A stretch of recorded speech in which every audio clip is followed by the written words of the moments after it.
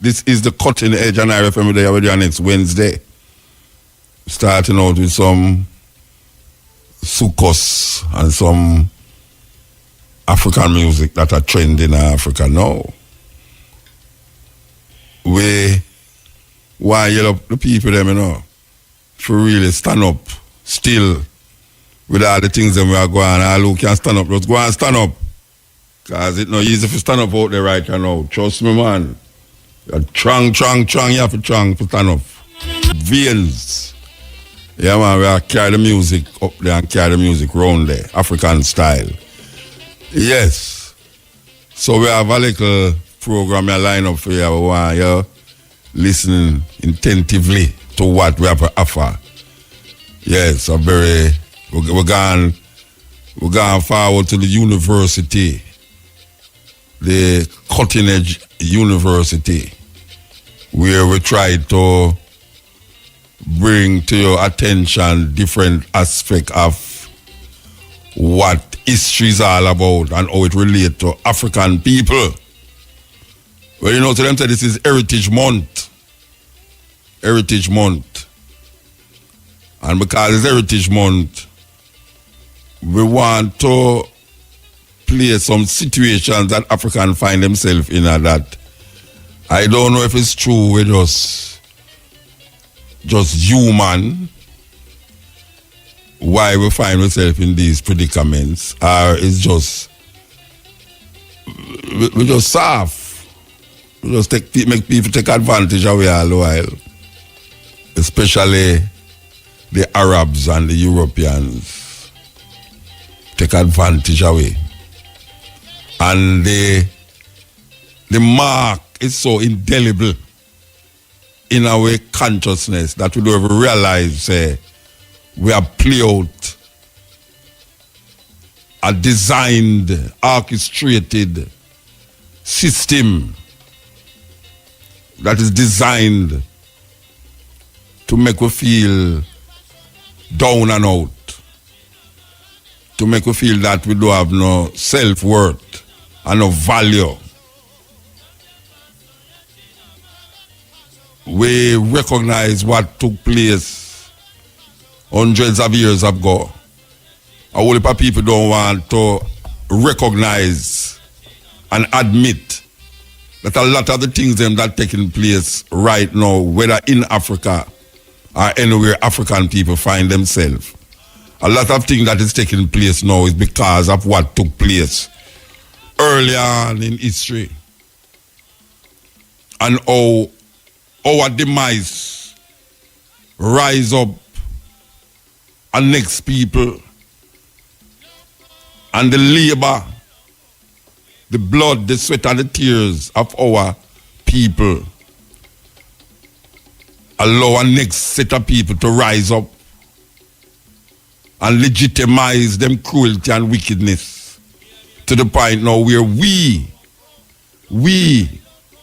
seem to be so blissfully ignorant that we just accept what is taking place as reality when it's another man's reality and it's a illusion that we live in.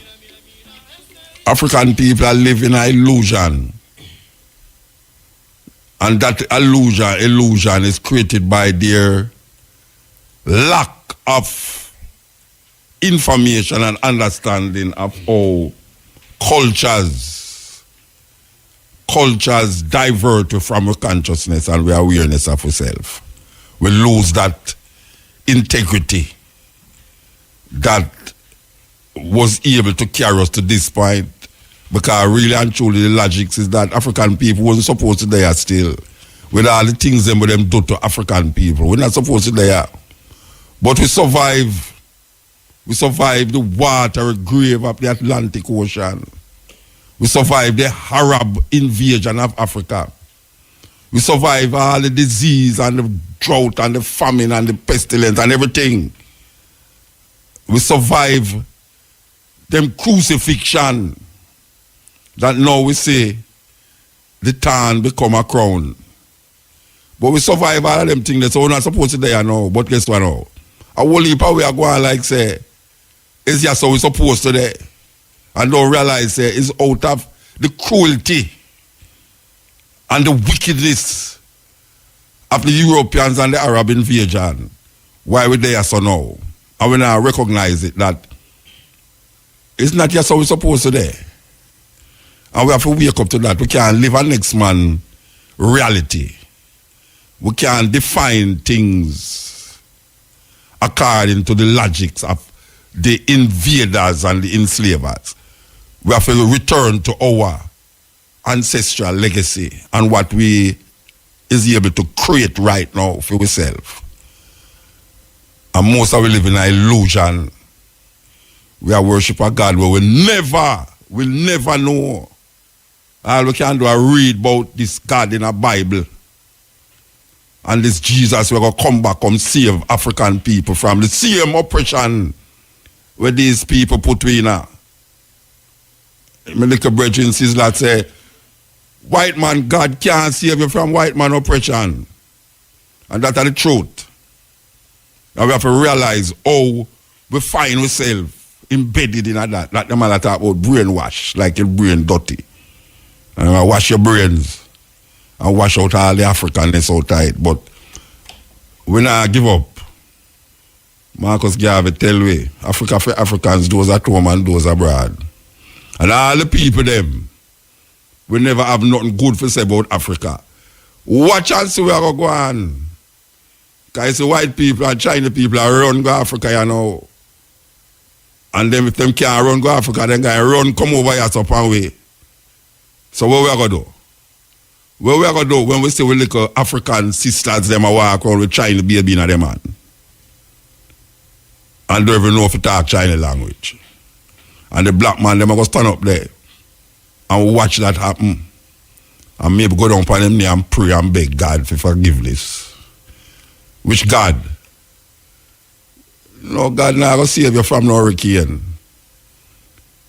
The rain fall upon the one man who stop over there, so it fall upon the next man same way. The promoter keep him sure him no want the rain to fall, but the farmer want the rain fall. The farmer want rain fall and him no get no rain, but the promoter get the sunshine. So we don't know. A illusion we are living in, and I think it's a reality. And them have been the illusion for hundreds of years. And we not going on 1,000 of years with nobody, you know. No. So, them say Heritage Month, but we don't find heritage up to now.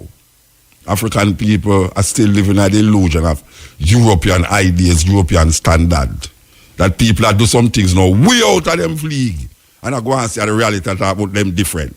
Or you cannot different than the whole of now where you tear up jeans same way. That's not different. The tear might different. One may tear up underneath your caca hole and one may tear up underneath your whatsoever hole. But really and truly, at the same tear and at the same dirty jeans where you never used to wear when your grandmother did I tell you, say, don't wear them clothes out the road. And you put on the dirty clothes now, two white people put it in a glass case and show you up on Fifth Avenue in New York. And you wear it now like, say, you's Tapanaris. Oh, the hell, black people have ass ear wear. Ass ear or Indian ear. Where the Indian they cut off them ear because they want some money and give it to black people for wear that Chinaman can knit it and crochet it and send it back, come give it. And now we are pad up with breasts. We don't like the breasts so God give it. Pad up with bottom. We don't like the breasts so the bottom God give it. We are pluck out with eyelash. We don't want the eyelash we God give. You take off your ear and put an ass here, you know, like God here. Everything, you go to bed with a nice looking woman and when you wake up in the middle of the night and see her, you wonder if you go to bed with. This is the cutting edge on IRFM. Welcome to Jamaican Roots and Culture. I'm Pat Clark. October is a month of cultural significance in Jamaica for many reasons. It is a month in which we celebrate our national heritage. Many important historic events occurred in Jamaica in the month of October. Reggae music's stepping razor, Peter Tosh, was born in this month. The Morant Bay Rebellion occurred in October, Symbolic of our heritage and history, Jamaica's culture was fashioned around the mixture and influence of our many peoples.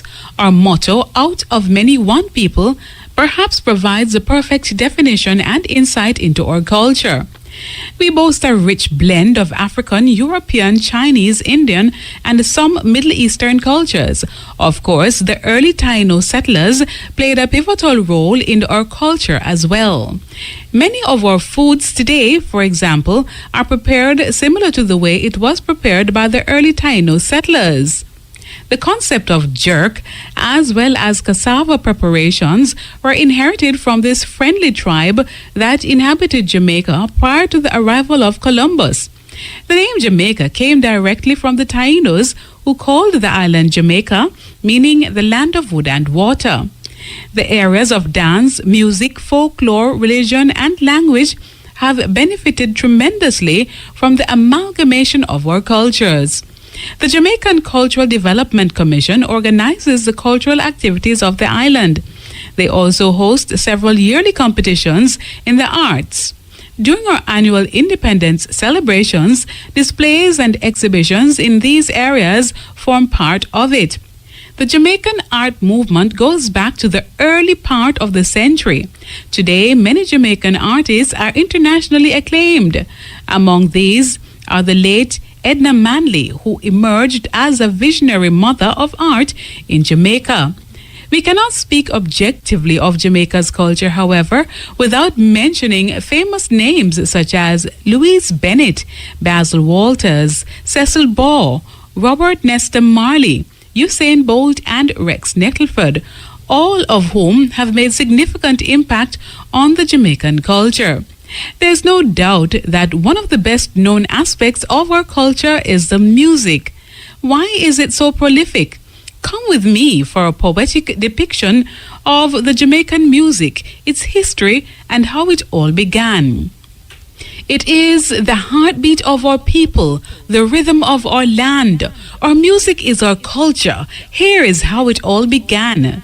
The drums came out of Africa with a language of their own. The flutes and fifes from Europe, fit for kings upon their thrones. Through many strifes and conflicts, the cultures quickly merged.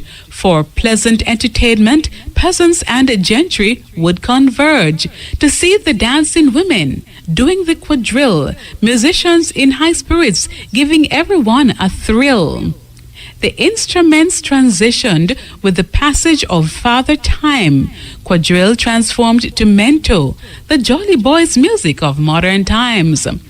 With the coming of independence on the blessed August morn, a new nation emerged and another musical form was born. The scatterlights struck up the band and ska became the craze.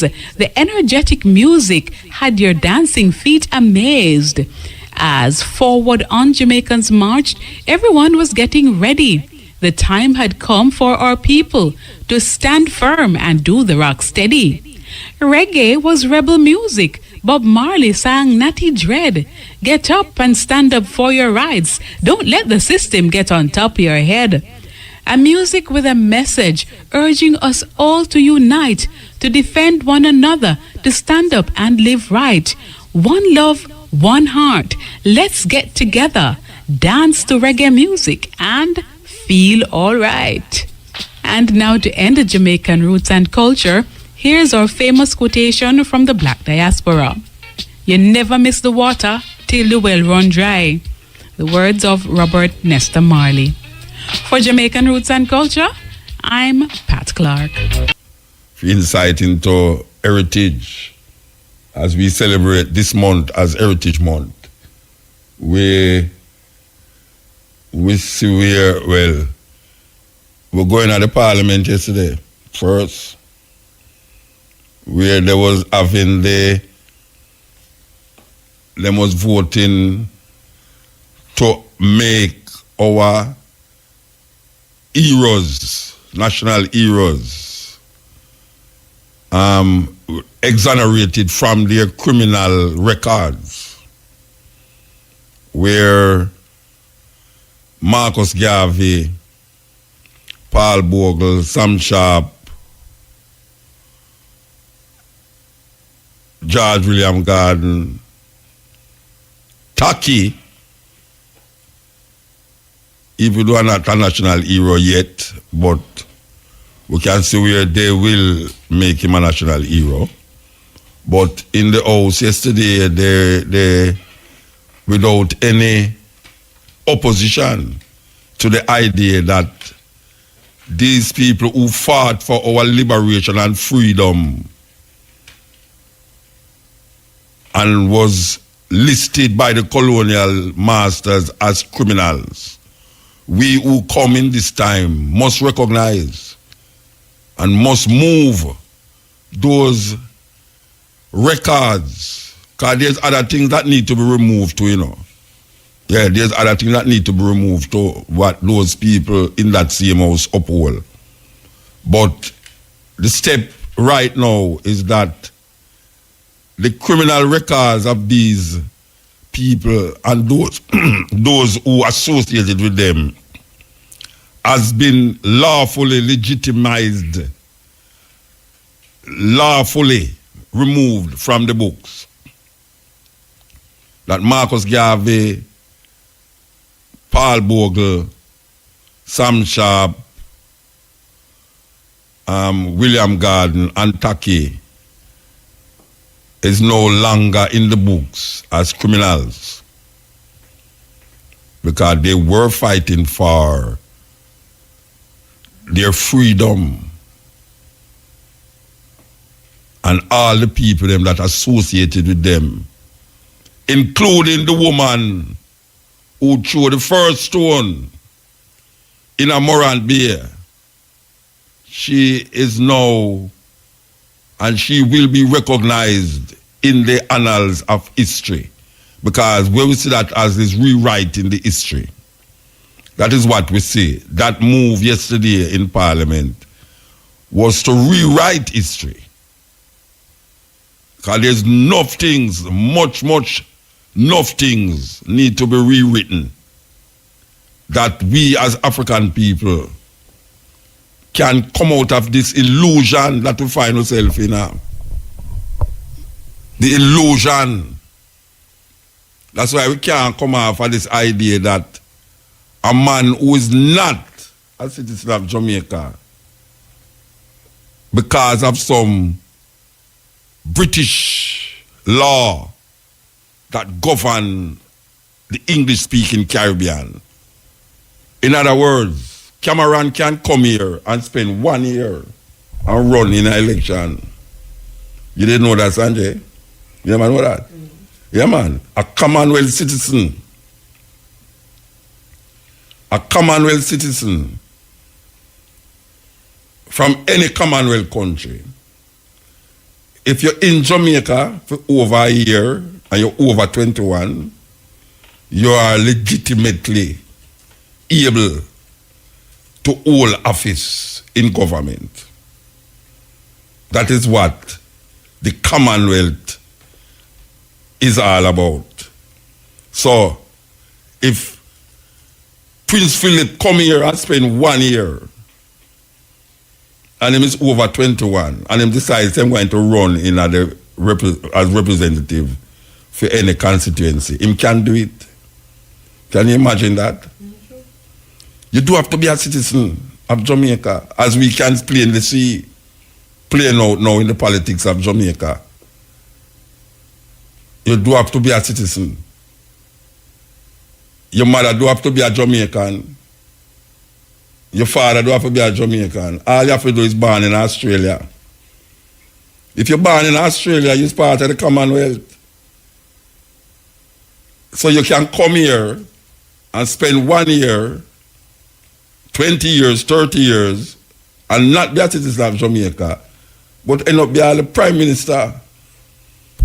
That system was set there by the colonial masters. That's what we need enough things we need for really check and figure out who decide that.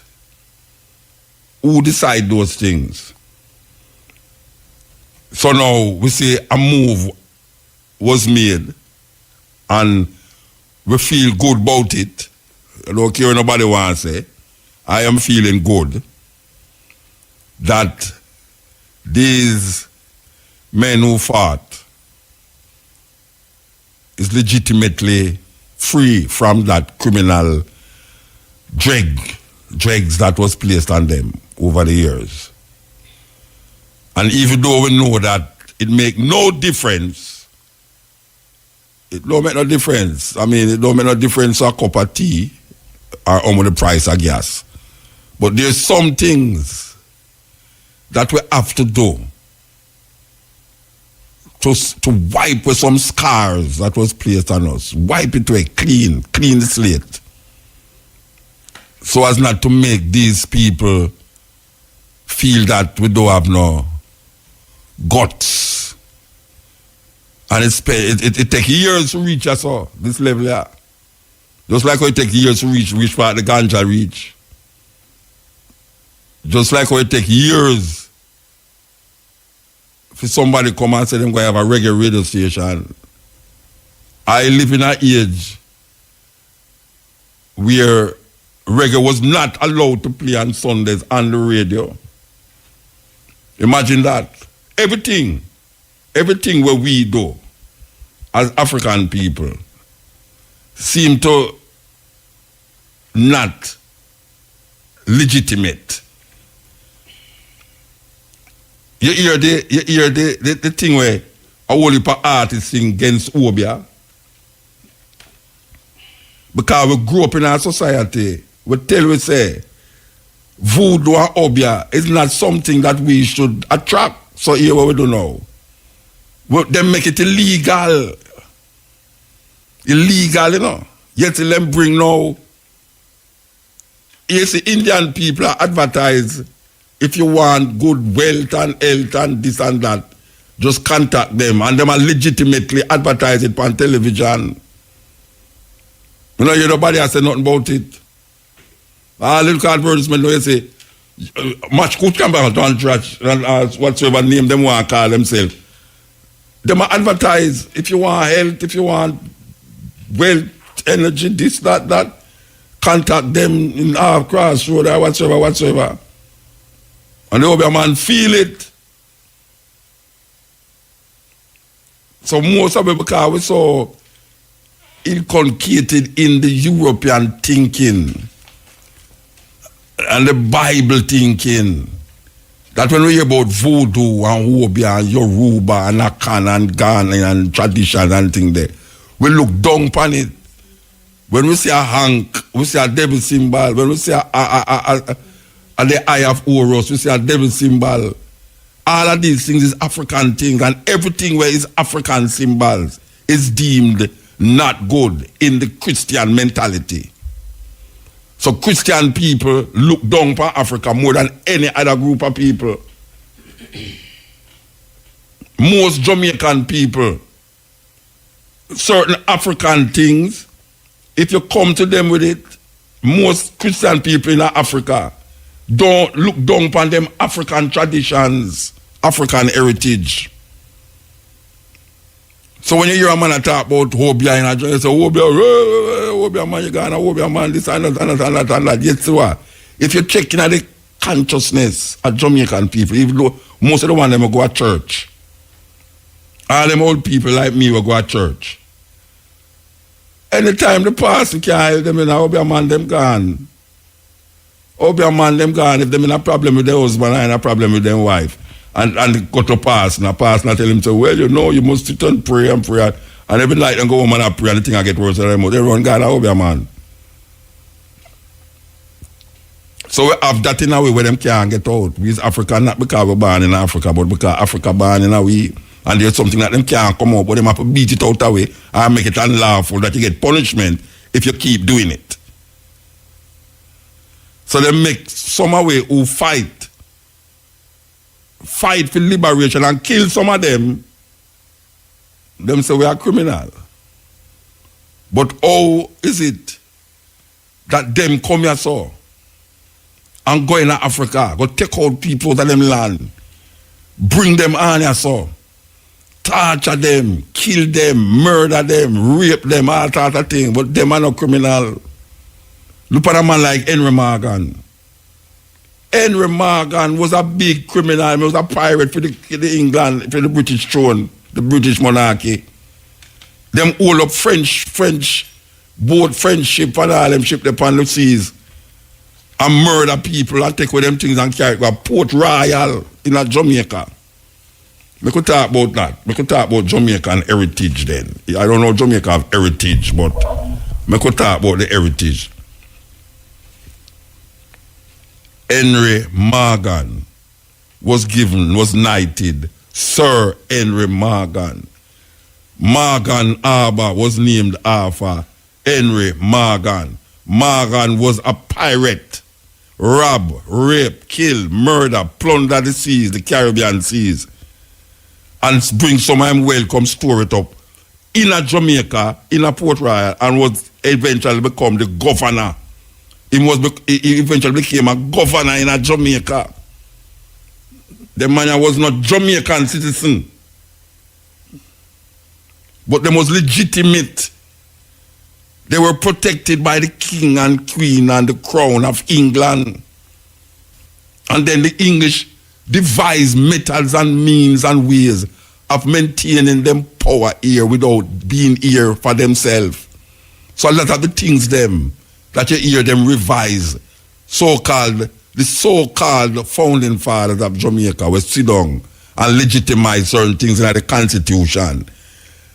Them themselves get taught by the same European invaders, the same British colonial mentality them have. So them eat certain things in the Constitution where it's not in the benefit of the Jamaican people, because it's still a maintained white supremacy by the British, the English people them who come here so come kill our people, and the Spaniards them who come murder the Taínos them,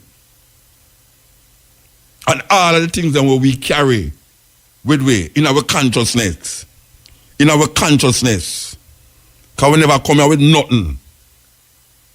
We chain for our foot and hand and everything. We never come here with nothing. The other day, I go to Africa and a man carry me go around one car and show me this chain. And I say the chain, when I look at it, a real chain. When I look at the chain, when I look at the bracelet where they hold the chain, them, you know. And I say, no, Rasta, this used to put on people. I have to look at the brethren and say, brethren, you can't have that and I need to know where you have it this or no for. I give you money for it, you know. Any amount of money you want, I give you for this chain, you know. I'm going to buy the chain from the brethren, you know, and bring it come back to Jamaica. And I say, I wonder if people that really look at that chain and don't recognize how cruel and barbarous the thing was for our African ancestors. That when me lift up the chain in my hand and look, say, me go put on that one over here, one over here. I mean, I say, them have the foot one too, where you clamp on the foot, that's all. And I say, and then at this, the people them used to walk with on them foot. But you see, true, we can't feel that pain there. And we don't see ourselves connected to that pain. Because we still see it as a long time thing will happen over there, so. We react to it just like our white people react to our pain. We react to our pain like our white people react to it, you know. Without sympathy.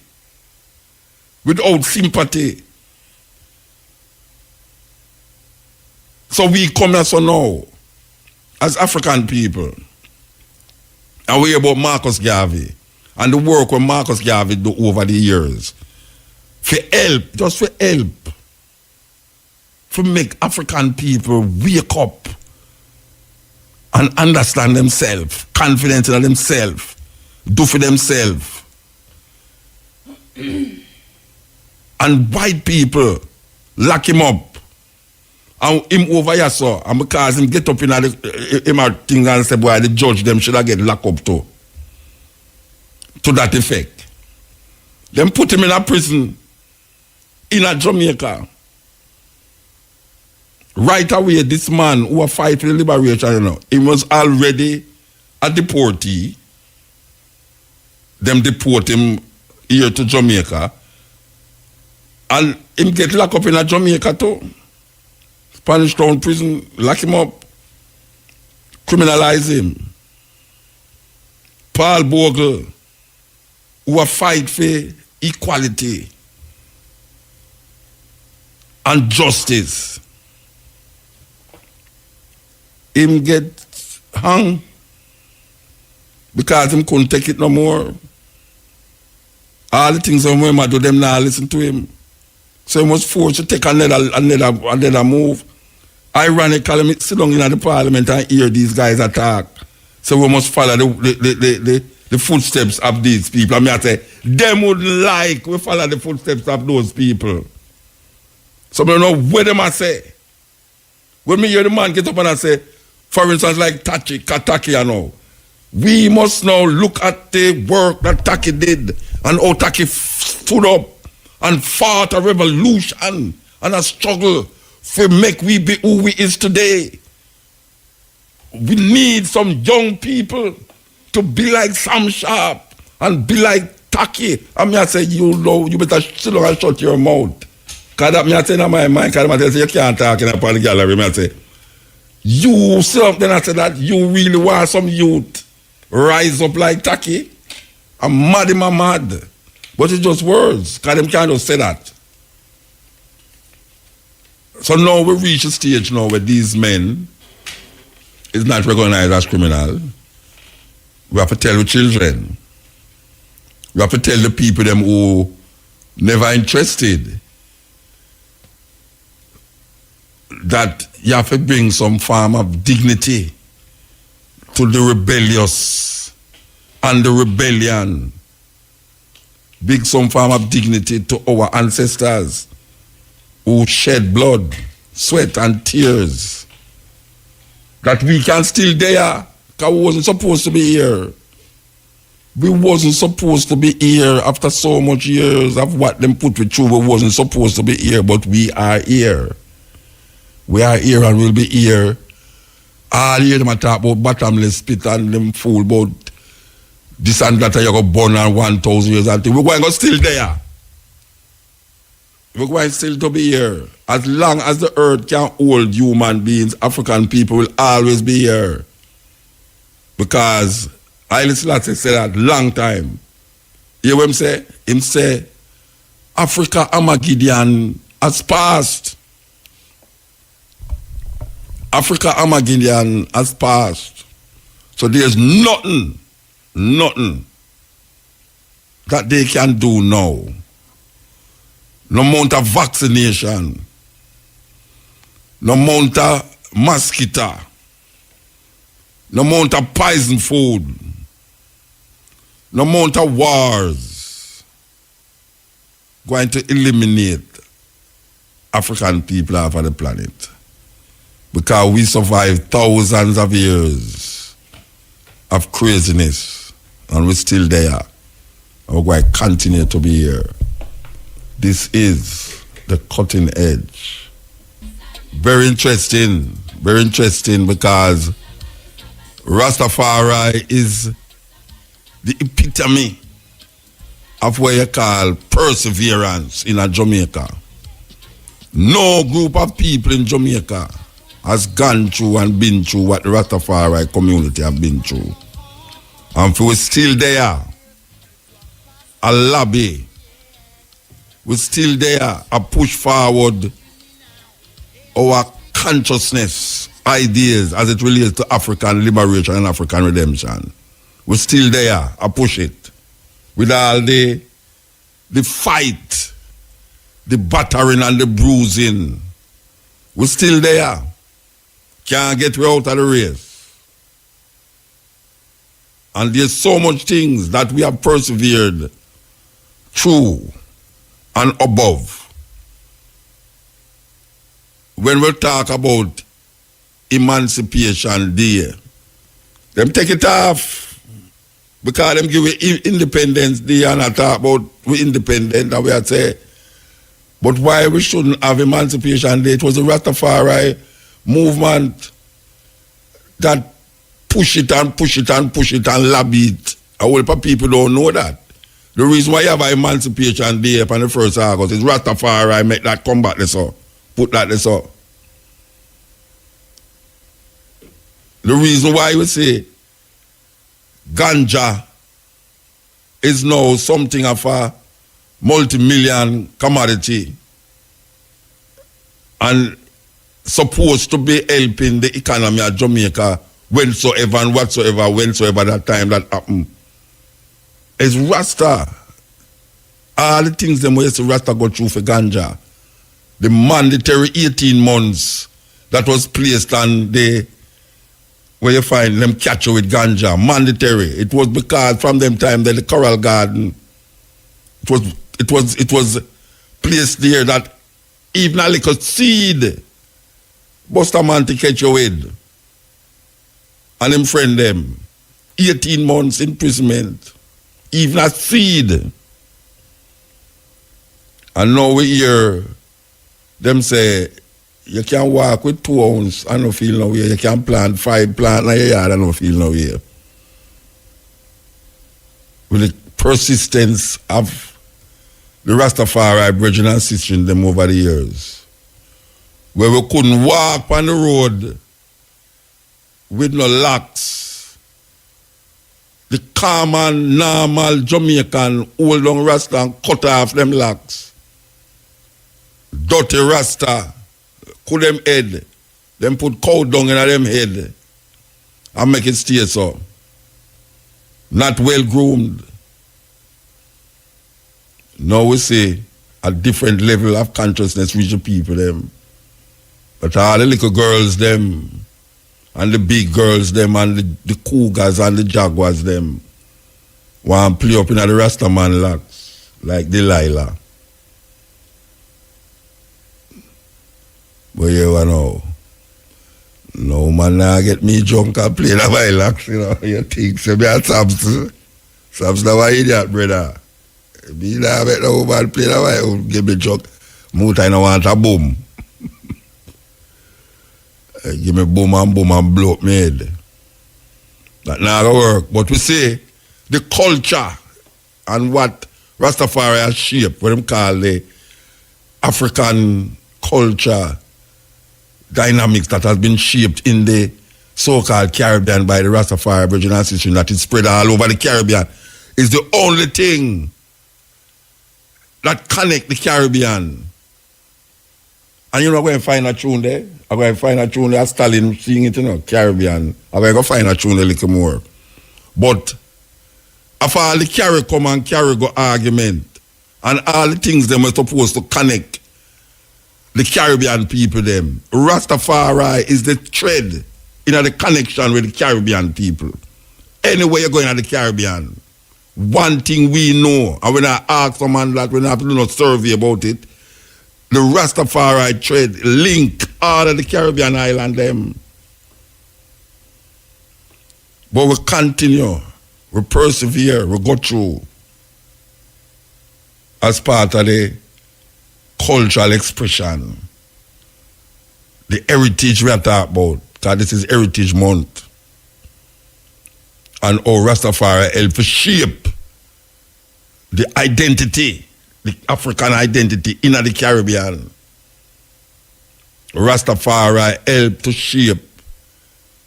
As a matter of fact, I will go and be presumptuous and saying that Rastafari is the vanguard of shaping the African identity in the Caribbean. No matter what island you go upon, the argument of the Rastafari, the culture of the Rastafari is very pronounced. And all the leaders, them are try to connect the Caribbean. Them can't say it's the Rasta connection that connect it. Them no want to see. And whenever the people have sit down in a parliament, whenever the people have build up no big church building, all we have to do is just let it out there. And we use a secular music to protect a spiritual identity. Can you believe that? It's the only group of people that I know of we use pop music as a way to define them culture, to define them heritage, to define them spirituality, to define them philosophy. I don't know of any group, any indigenous group of people that use pop music to project all of those things, cultural expression, spiritual expression, philosophical expression, all of these things. So you find, say, you have to at university, this, I have to study now the Rastafari movement as it relates to identity and shaping the identity in the Caribbean. We're talking about heritage. I don't know, Jamaica have heritage, but I could go and play with it still, because then they will wake up and realize heritage can't connect with Jamaica. You can have a Jamaican heritage. But I guess it is not logical to say that, what we just say. Because we have already defined in our own little ignorance and mentality what heritage is and how it connects to Jamaica. You understand? So we use the word loosely. But it's not loosely. It is a definitive way to use it as it relates to the European logics. So we as African people now are still not been able to define ourselves in a society and in a commonwealth that don't give credence to our cultural expressions and don't give credence to our spiritual understanding. So anytime we come up with all of these things, it become a no-no. And the same people them who supposed to even show a semblance of that retentive Africanness, them is the greatest fight against it. Them fight against it more than white people. More than white people. Them fight against it. Them don't want to hear nothing about Africa, nothing about certain spirituality, nothing about African clothes, African name. No. Unless it get popular upon them TV.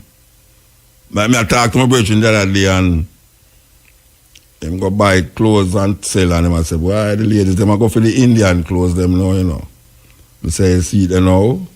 I like Indian show them on TV, I open up them tank into Indian things, But I did mean at the GPS, and I have my clothes.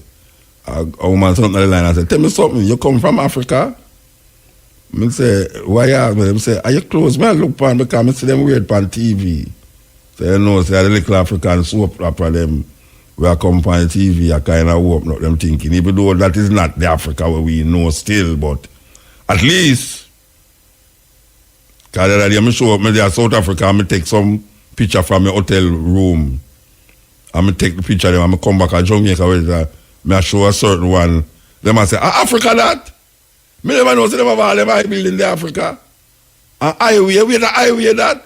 I say, that they say there, but we can't understand that, the ignorance. We can't understand the ignorance, That's why we're there so 20 years and not feel no way. See, we don't feel no way because the slave bill a grind slow, but it a grind still.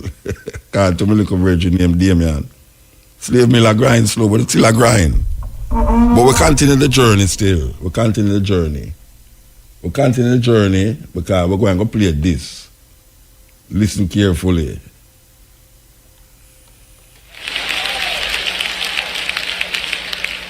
The Zambian government, Bishop, sold the copper mines in northern Zambia to an outside consortium for $25 million. The copper mines for $25 million because they couldn't manage to keep them. The company that came in and took over the Zambian copper mines in 3 months made a profit of $75 million. They did not pay the Zambian government up front in cash for the mines. They were going to pay them over a period of time. Here we have this company that has an understanding of how things work, raised the money at the government's expense, took money that the company should have, the government should have been making, and gave it back to the government and said, we paid our debt in full, and give them now 0.006% of the proceeds of copper mining, when right outside the door there's people in poverty, people in not eating, people ignorant, people dying, high levels of AIDS. And what's the deal? Churches are full, people are praising God, Africans pray all night. Prayer is not in the success equation. Prayer is in the revelation equation. Decision making is in the success equation. You have to make a decision and be sound.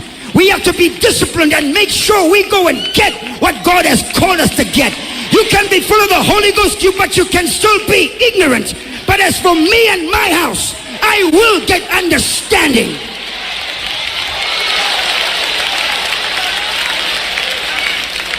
I will get understanding. I will get understanding. It's time now for us to rise up and be counted. This year, the country of Ghana turns 50. Ghana was born the same year we were born, in 1957. Ghana and South Korea had their independence dates on the same day, the same year. But look where South Korea is. South Korea is by nature not a Christian nation. South Korea by nature are Buddhists. China, which is the next large world economy, they have stated that in the next 10 years, 20% of the Chinese people will be multimillionaires. That means almost 450 million Chinese will be millionaires. They are not Christians, they are Buddhists. The Japanese are Shintoists. Those in Indonesia and Malaysia are Muslims. It's not about praising God and hallelujah and a great thank you, Jesus. It's about possessing an understanding as to how things work. Carl Pablo Moses saying, take back your name and glorify your name. Yes, serious thing. You know, the time is 12 o'clock. This is the cutting edge. Technical problem this a while ago. All right. Me could do this again. Because we know some people want to hear it again, you know. As, hey, it's a man that did all that preach at Jamaica. You know, so me go to church every Sunday, you know.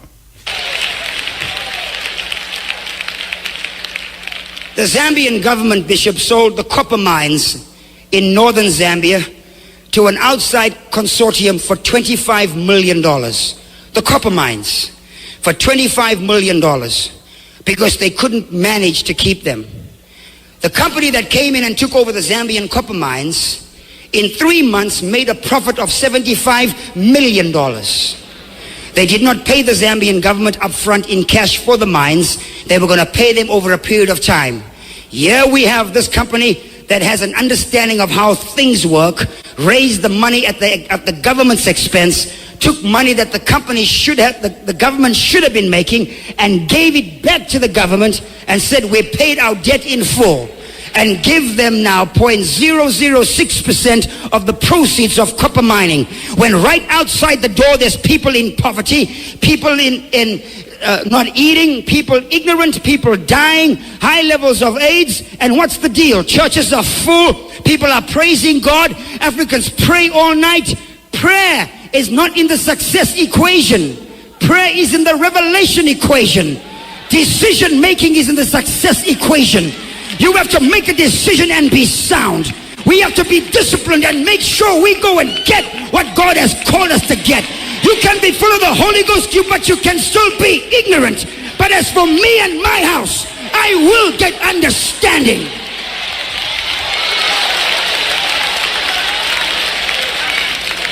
I will get understanding. I will get understanding. It's time now for us to rise up and be counted. This year, the country of Ghana turns 50. Ghana was born the same year we were born, in 1957. Ghana and South Korea had their independence dates on the same day, the same year. But look where South Korea is. South Korea is by nature not a Christian nation. South Korea by nature are Buddhists. China, which is the next large world economy, they have stated that in the next 10 years, 20% of the Chinese people will be multimillionaires. That means almost 450 million Chinese will be millionaires. They are not Christians, they are Buddhists. The Japanese are Shintoists. Those in Indonesia and Malaysia are Muslims. It's not about praising God and hallelujah and a great thank you, Jesus. It's about possessing an understanding as to how things work. REFM. What a gripping documentary, man. King Leopold, the man who caused the death of 10 million Africans, and him never set foot on the continent of Africa yet. Wow. You know, we hear about the 6 million Jews that died in the Holocaust. 6 million Jews. How much of us have ever heard of the 10 million Africans that Leopold caused to die in his quest for and his greed for power and domination? And the reason why we play this documentary at this time is because the cry of reparation is loud. The cry of reparation is very loud. And once it was just the Rastafari movement that was saying this thing. But now it's the CARICOM leaders has come together now to demand reparation. So we dig deeper into the Congo, where a lot of our African retentions in Jamaica come from. Lot of it, lot of what we claim to be African. We're talking about heritage, you know, because them says heritage. I don't know how Jamaica have heritage, but we could just use it. When we talk about heritage, we have to talk about the African retention, the Congolese retention in Jamaica. When we talk about reparation, we can say that there is a claim for reparation from Belgium as it relates to the Congo. And we can continue, I don't know how much more Wednesday we have in this month. We can continue and play some other countries and what they did, what the Germans did in the Cameroon, what the British did in Ghana, what the Portuguese did in Mozambique and Angola. Reparation is not something that is illusion and elusive. It's a real and a just cause. When you hear we in the minority bawl out for reparation, it's not begging. We're not begging. If we deal with justice, justice is what it is all about. When you deprive a group of people for years, deprive them of them humanity, take away their culture, them institutions, them philosophy, them spirituality, them name, and themselves. And when we now look on the descendants or the people who survived that Holocaust, who's claiming this thing for their ancestors and for themselves, claiming that we, the survivors of those Holocausts on African people over the centuries, must be compensated by the evildoers, the perpetrators of this inhuman action. when you hear the word reparation, it is all about repairing, accepting, acknowledging that there was something done in history to deprive a group of people their potential to develop themselves socially, economically, politically, religiously, spiritually.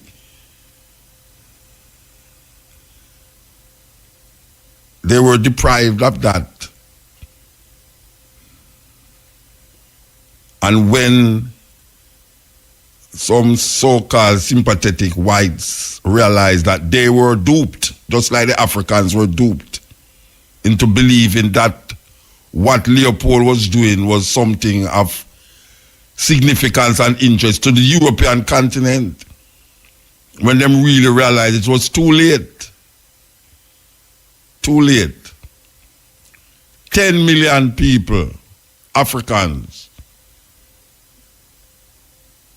And you see how them do it when you don't find enough rubber, just like them do it in the Tainos. When the Tainos never find enough gold, or find any gold at all, they would cut off them wrists or cut off them foot. Can you imagine you living in a country where hundreds of people walking around with no hand, with no wrists, them cutting off the wrists? Terrible thing. Terrible thing. We're talking about heritage. We're talking about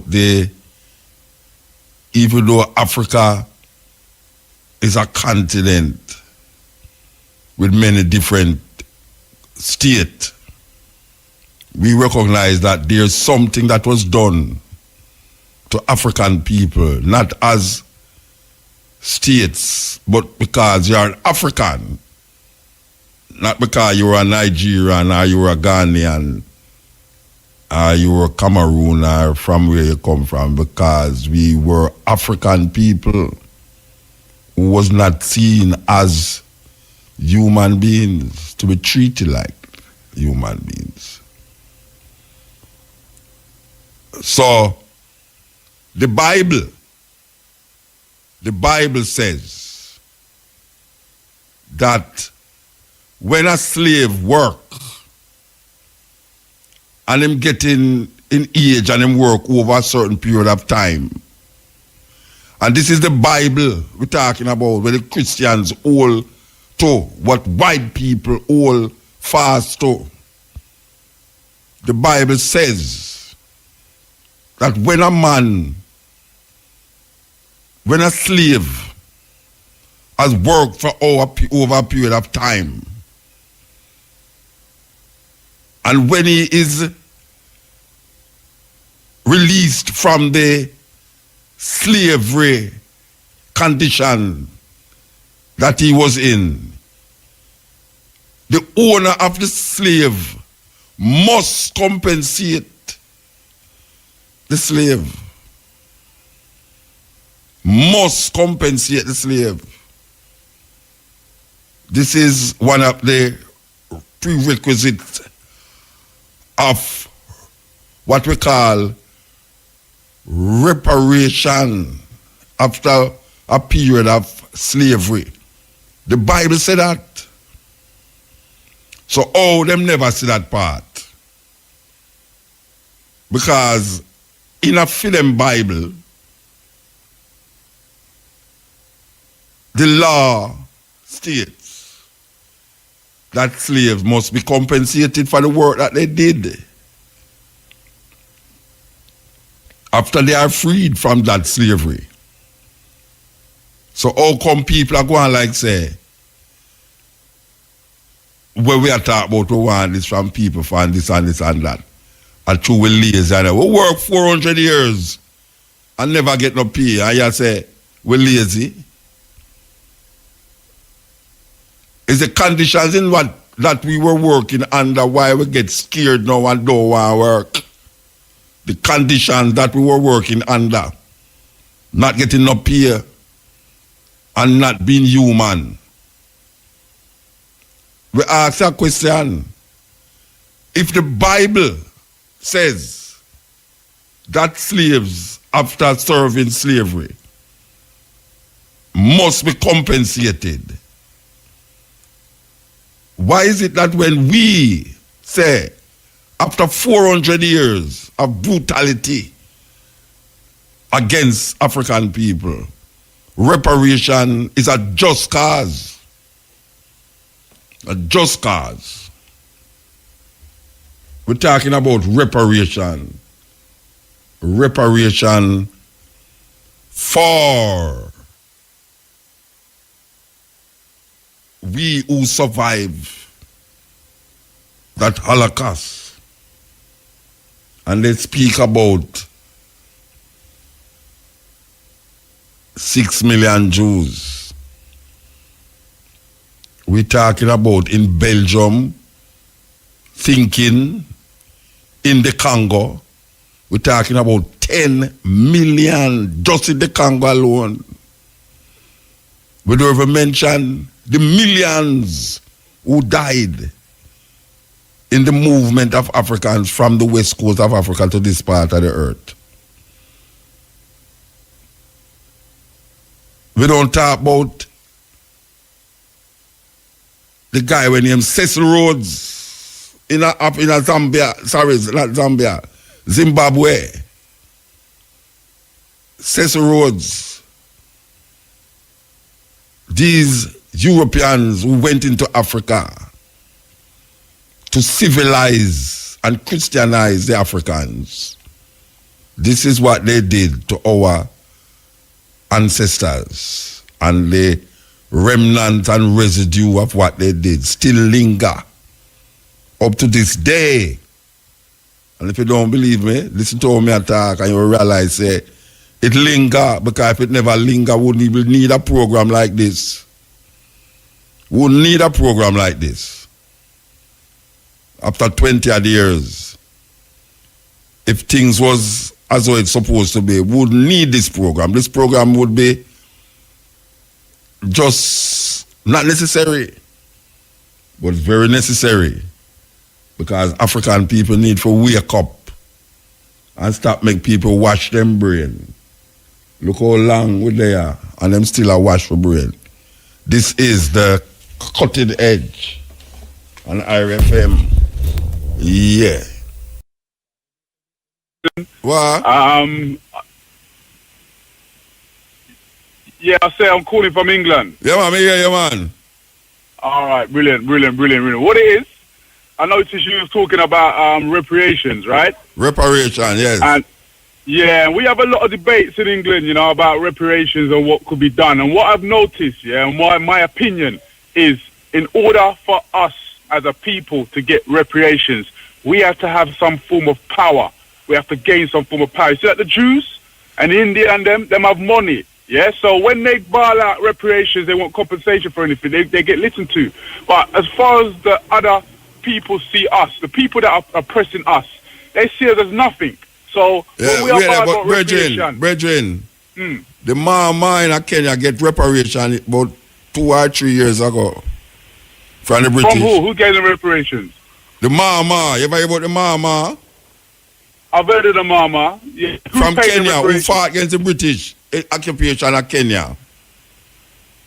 Right. They fight for reparations from the 50s and they got it.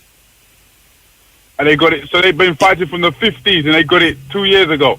Yeah, even though it was small, but the idea of getting a reparation in a case like that is very monumental as it relates to reparation.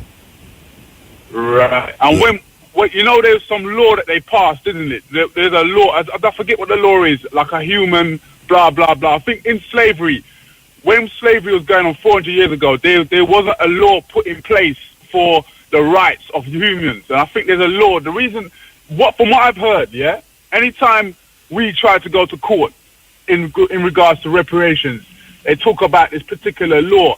I think it's the Human Rights Act. And because it happened before the Human Rights Act, their argument is, well, it wasn't illegal. It was legal at the time. Yeah, that's that. It was legal. It was legal, yeah. So that's their argument. So we're kind of stuck on that one. But yet the Jews seem to have got reparations, they got compensation. But the difference between us and as far as I look at it, the difference between us and the Jews is the fact that them have money and they've got power, they have control. Yeah. So if they don't get their money, we agree with you that they have to have certain power. That is why it's important that the CARICOM, the governments in the Caribbean come together as one voice. Because it have to go through the governments, the government to government, the Queen to the government here. It have to go through that. So I agree with you that there have to be a certain amount of power as it relates to the coming together of the people them. Just like in America now, there's a strong voice of reparation. The voice is getting louder too. The voice is getting louder. Yeah. I agree. CARICOM, if CARICOM can kind of have some control and power, then yes, they would be heard, and hopefully something will be changed. It's like, you know, we look at the police, for instance, you know, in America where there's incidents of shootings and whatnot against our people. And the only way that they're going to make any change in respect to what's happening, because we've been protesting and making a whole heap of noise and they ain't done nothing. But the only way we're going to have some change is when we have some form of control, or we boycott their system, we boycott their monetary system. Definitely. Do you understand? Yes. You know, so yeah, man. No, big up Muta, boy. The first time you ever get through, you know. But big up. So, I wonder how you get through tonight. I must see my lucky night today, Martin. All right, so I give thanks. But, yeah, man. So I big up the Progressive African Minds group, the WhatsApp group in England. Big up Morsham 54, and yeah, man. Keep up the good works, man. Yes, and I want to tell you, say, them keep reminding me. Say, I must say, you can follow me at the real Mutabaruka. Yes, you can follow Mutabaruka at the real Mutabaruka on the Instagram thinking. Every time them keep reminding me, must say it, and I don't remember. But what can I say? What a music, sweet. Yes, EL. Let me start the music, I know. EL. Hello? Yes, blessed. Yeah, Muta. Yes, sir. Yes, so I want to ask a very important. No, you have to talk better than the thing they're doing now. Let me see. Give me a second. Yeah, I want to know, how can I get a shama? A shama? Yeah, shama. You know that little rope thing that you put over your head. Shama. Yeah. I'm going to Nigeria in 2 months' time, and so why you want a shama for going to Nigeria? No, for where, man? For where?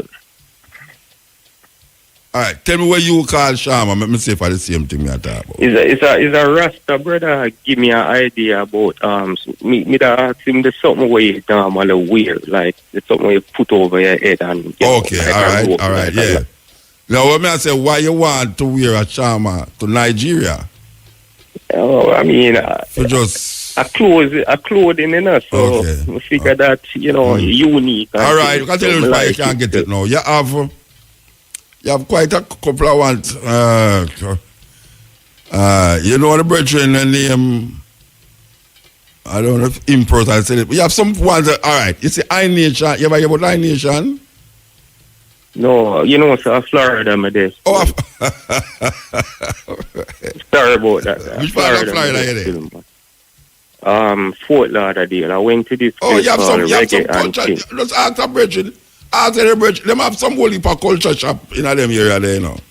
Where you have Rasta, one set up one thing, African conscious people. Just ask Rasta in a Rasta way you see in a Fort Lauderdale, which part you can buy a shama.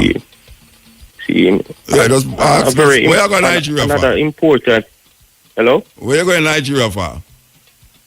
2 things. One, I've been preaching upon years now that I, need to experience Africa, and it's a spiritual journey. Okay. First and foremost, I haven't gotten the visa yet, but next week Monday I'm supposed to get my visa interview. Yeah. And I already know that I'm going to get it. No doubt about that. Yeah, them Nigerian about the fret about your visa thing. Two two make a wonderful woman. I know. Always I knew it. always declare that I was gonna marry. I tell you.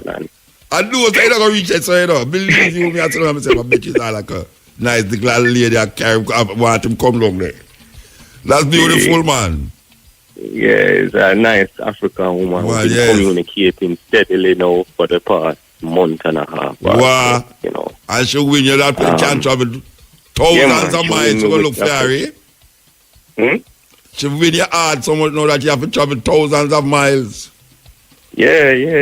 Worth it, right? Of course, what you mean? Of course. So your heart, man. Well, we give thanks to hear that still, you know. No. So how long you gonna stay down there? How long you gonna stay? Roughly 2 weeks. The journey is supposed to be 15 days, but what happened is it will take me 2 days to get in Nigeria. I have to go London Heathrow airport, then after London Heathrow airport, I have to go Morocco. Really take you 2 days Morocco you know. Usually the flight left in the night, and you reach London in the early morning. And then you catch a flight in the afternoon and reach in the evening again. So, you know. Alright. So, I never experienced nothing like this before. Oh, you never traveled so far yet? Over London. So, you have London visa? No, man. I'm an American citizen. Okay. So, but I wonder, what me that do in that situation where me have to wait for about 13 hours before the next flight? Before the next flight? I'm going to pay that. Yeah, I'm going to pay that and something there. No. Don't worry about them something, man. Don't worry about that, man. Now we are talking about beard, Rasta. You never beard, every day you beard, man. Now we are talking about. Look here. It's a simple thing, you know. The flight is so long. From where you then know to up there, so it's about 9 hours that will take you to reach England. And you go stand at the airport and wait for the next flight. Because usually them flight there, if it left a certain hours, it could have reached there at 4 or 5 o'clock in the morning. And then the next flight may not reach left till 10 o'clock in the morning again. So if you go and wait at the terminal where I'm supposed to no, they don't have to wait at the terminal, man. Alright. I mean, like what you say, you're American, so you can't come out of the airport and go walk around and come back. No, me don't really want to claim American, you know. No, but you're not. No, me know, but it's a privilege. You can't do certain things where you can't defend American. But is it Heathrow and Gatwick Airport? It's Heathrow, like a city in itself, so you don't really need to come out. Trust me. By the time you don't walk up and down in that airport, you're tired. You want to sleep again. All right. What about Morocco? Is it possible for me to get myself around the airport? Because I know the Morocco speak French. Them are landing in Morocco too? Arabic. You're landing in Morocco? Yeah. At the Morocco. How long you go there in Morocco? Airline. How long you go there in Morocco? About 5 hours, I think. 5 hours? If I'm not mistaken, Morocco now a French and Arab, you know, French and Arab thing. Yes. Morocco, usually where them you land? Casablanca? You go there. I think so, yeah. At Casablanca, yeah. So, 5 hours at the airport. Me spend 5 hours at the airport already still. Yeah, you can't come out and go look, man. What you mean? All right. Make sure you at the airport. Pick back, though. Yesterday, I do a lot of research and I find out that the place where I stay is like 3 hours away from some of the nice places them want. You mean in Nigeria? Nice attraction. In Nigeria? Yeah. Which part of Nigeria you go? Lagos? Which part of Nigeria you go? A place called Eid. Me no hear you. 3 hours away from Lagos. That's the name of the place. Drive? The drive is 3 hours? Yeah. They're not no long, man. You drive from Los Angeles. You drive from Los Angeles to San Francisco 8 hours. That you drive, you know. So, question: I can actually drive there if I have my license. If you have your license, not that if you have your license. Yeah. If you can direct yourself to go there. If you can direct yourself to go there, it's 3 hours. 3 hours. What them say? 3 hours drive. roughly 3-hour drive from the airport. Yeah, man, you can drive about 10, 20, 12, 15 hours too. You drive from Cape Town to them, they have 14 hours to Johannesburg. If me use a cell phone for GPS, it's possible for navigate myself around, or I don't know what the GPS don't listen. I don't know. That's the only thing find out that need. you know, you have to call the embassy and make them tell you them thing there. Because I don't really know about GPS and them something. Because I know time I go there, somebody just come for me and I just drive. And we drive more than 3 hours already. You ever visit the Zuma Rock in Nigeria yet? The Zuma Rock? Yeah. It's part of the Yoruba people them there? Important monument down there. I think it's part of Yoruba people them there. I don't know what the name was. Okay. Yes, there's this big rock where the Yoruba of the Yoruba country. Yeah. Yeah, man, we're going on, man. Okay. One last important question. Last week I was listening to Cutting Edge on YouTube. I'm glad you brought up the whole idea of people being associated and affiliated with Africa, especially black people. One of the things I did a research on was the origin of the name Africa, and I was kind of feeling upset about this because I'm still confused about the origin, because there was, in the research I found out that there was a man called Scipio Africanus. And they're saying that he defeated Hannibal, and as a result they end up deriving the name from this Roman man. So I'm saying no, if that's the case, why are we in commemoration of this man from Europe using that part of his name to apply to ourselves? It kind of make me feel disheartening, and we just have to ask you that question. That one last question. Look, I tell you something now. You see the word Ethiopia? It's not the African word, that, you know. I know that. Greece it come from. What I say now is that there's a name that we who know what we say. We call it Al-Kabulan. You ever heard that word before? Yeah. Eh? Yeah, man. I look up Al-Kabulan, but I'm still not really sure. So if you feel uncomfortable if you say Africa, say Al-Kabulan. If you feel uncomfortable if you say Africa, say Al-Kabulan. Just like anytime I feel uncomfortable, say call a country South Africa. I say Azania.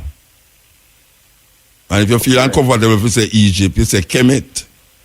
Kemet, yeah, man. I usually use Kemet. Yeah, well, it's that now. If you feel uncomfortable if you say Africa, don't say Al-Kabulan. Okay, yes. Okay. All right then. Yeah, man, give thanks. Respect. Yeah, Brethren, like that. The Brethren say, why? Him never go there, but him left him heart gone in Nigeria. I have to follow him heart. Follow your heart, yes, Brethren, what you mean? Made up of sisters from Cameroon. You know, me do a tune with them that years ago, and I don't know. The producer got Japan go live and have the tune over there. I go to Japan go look for me with a machine, you know. Yeah, serious thing. Because a long time I met the two of them do that, you know. Zap Mama, them do some serious touring one time, you know. You know, some of them carry my shit. I carry a big Jamaican telephone book. Yeah. Because, you know, the machine beating look too gruesome, you know. So I start beating with the telephone book, to ask where the tune that when I do much years now. You know what I mean? Clap him all across him jaw, all the way there. Yeah, you know. Maybe I understand. You know who did the pan tune to? You Masikela, you know. You Masikela did blow up on the song too. Remember the studio going on New York to do the tune, man. You Masikela did the pan the tune. And them sister here, Zap Mama. And the man said, yeah, I'm going to release the tune for this one big album for Heartbeat label. And the man take the tune and go to Japan. And we say, where you live now? He say, I'm in Japan, Mutabaruka. When you coming this way? I said, come this way, you blow that skirt with the tune. Both come this way. What you talking about come this way? Man, God, the children, when I come in this way. Eh? Yeah, you know what I mean? Anyway, I saw it go. Matrix in the house, man. I tell you, Matrix. I read little things them on the Instagram thing there. You know, ramp low. Up to Ram's house, Matrix right for the Instagram thing. I tell people whatever this or that. No, anyway, boy, the Instagram thing they not easy to do, you know. No, me I tell you, Rasta. Me see some things for that, there's something like that. Me I say, wait. Them people actually sit down and spend time. Yes, man. For take picture of themselves 50 different ways. But man, make it up, the craft it up. Yeah, and some of them now get on, it's more than like 50. But them call it like. Why am I not do it for the like though? No, seriously, not do it for the like. It show me how the youth, their mind stayed rigid. Yeah, because you know, me notice, me test it all the while. You see, I put something serious on it. It hardly get. This way, I put on some little frivolous thing. Oh gosh, man, I had 1,000. The most serious thing me do. Voila. But you know the thing when I realize though, to be fair with it, you see, anytime I put something on me do on the stepping razor, like that, you got out with the bulb by them. Wait, want to the bulb? What? You know, by the bulb them. Me have a portion of them in the car when we just get it out. What do you mean now? We just get a new stock. How much you want? 100, a dozen? Tomorrow you got a door comes in on. How much you want? How much you want? 5 at the bulb. Okay. No, me I tell you, them go quick, you know, that I me get something on. Me I tell people, say me have them, and by the time I go up to that, and my lady just sell out them. So we have a portion then now still, so entire ready. And anybody who ready now can get it. Just come along highway and get it. No. Wait. You have to put it up, me not put up the stall out there. No, me don't want you to start for a gate out for me. What you talking about? You got to start for yourself. No, you know. People of Jamaica, I'm tell you about the Matrix, this DJ as well now. Last week, I'm going to say it tomorrow again. Because the people in the area so have a very strange menu flavor. Because I see what you name that eat. Lollipop orange juice. I say, she has suck a lollipop and I drink that. I say, what? Bring some orange juice out. A lollipop orange juice I for your lunch. And I said, no, serious thing. No, last week me come in here and say, Matrix with boom and peer. We never know say boom and peer can go together to rotting. How can somebody boom and peer, Rasta? No. Who do not easy no guy though? Matrix are boom and peer. No, oh you come put the two of them together. Oh, you put boom and peer together. We can't understand it. We can't understand it, Rasta. Anyway. Oh, the strange long hair. Trust me. Trust me, I see people I eat bread and orange juice for lunch. Bread and orange juice, you know, Rasta. Not even little butter upon the bread, you know. Bread and orange juice. Why it make everything look bad. Yeah, like you don't get no money long at all. Because nobody have boom and peer. Bull and peer. Or if you have peer, you have to have some form of carbohydrate with it. So you have bull and peer, or bread and peer. But bread and boom, no, sir, serious weapons of mass destruction. I better don't make Trump know you do that blouse and skirt and you never enter America. And gone, we gone, you know. Gone.